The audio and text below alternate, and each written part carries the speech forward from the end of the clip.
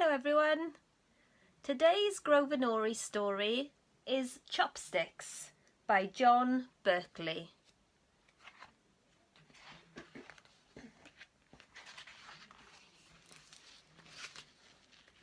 In a busy harbour in the faraway island of Hong Kong, there is a floating Chinese restaurant. It is built on a big barge and has 3 stories and hundreds of windows and a roof of green tiles. Every night, people come in sampans to eat pork and fish and prawns and rice with chopsticks and to drink green tea from china bowls.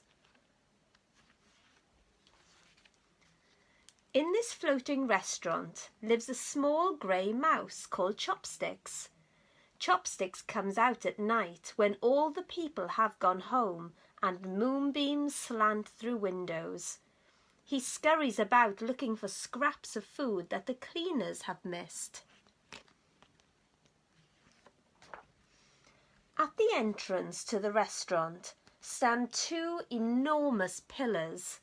They are painted in red and gold, and around each one coils a magnificent carved dragon. One New Year's night, as Chopsticks washed his whiskers in the silvery light of a full moon, one of the wooden dragons cleared his throat and whispered down to him, saying, little mouse, climb up here so I can speak to you." Chopsticks looked up at the whispering dragon. He took a deep breath and hopped onto the dragon's tail. Around and around the enormous pillar he climbed. Halfway up to the dragon's head he stopped. "This is close enough," he said. The dragon sighed. "I won't eat you, little mouse," he said. "I've been here for a long, long time, and I've never moved an inch." "Of course you haven't," said Chopsticks. "You are made of wood and lacquer." "That is true," said the dragon. "But oh, how I would love to fly! Up over the roof I would go, and over the mountains, over the shining cities and the dark forests. If you could free me, you could come with me, little mouse." "I have always wanted to see the world," said Chopsticks. "But how could I free you from the pillar?" "Only old Fu knows how to give life to a wooden dragon," said the dragon. "It was Fu who carved me and my brother here, but that was many years ago, and even then he was old and almost blind." Early the next morning, Chopsticks hitched a ride to the woodcarvers' workshops on the other side of the harbour. There he found old Fu living by himself on a small sampan.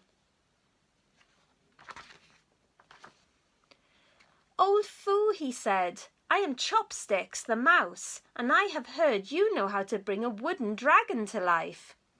Old Fu chuckled.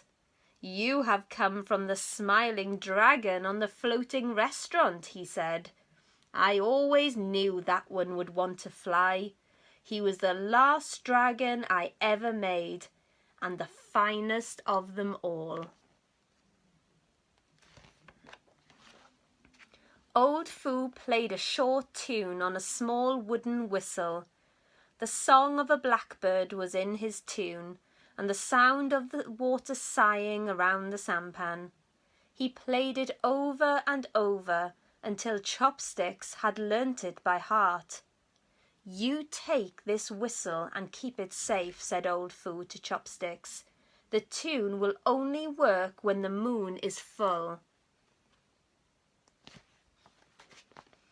On the night of the next full moon, Chopsticks climbed the wooden dragon and played old Fu's tune for him. The dragon stretched and shuddered and groaned and sighed and slowly unwound himself from the pillar. Chopsticks climbed onto his nose and held on tight to the dragon's whiskers. Up they flew into the night, up towards the smiling face of the moon, until the lights of the busy harbour twinkled like tiny jewels in the darkness below. The whole night long they flew over lands that you and I only dream of, returning to the floating restaurant just as the sun began to peep over the eastern horizon. Now every full moon the dragon and the mouse take to the warm night air, soaring over the restaurant roof, over the mountains, over the shining cities and the dark forests. In the daytime, Chopsticks sleeps in his favourite place, curled up safe and warm in the dragon's wooden mouth. And after every full moon night, he takes the story of their adventures across the harbour to Old Foo. The end. See you soon. Bye.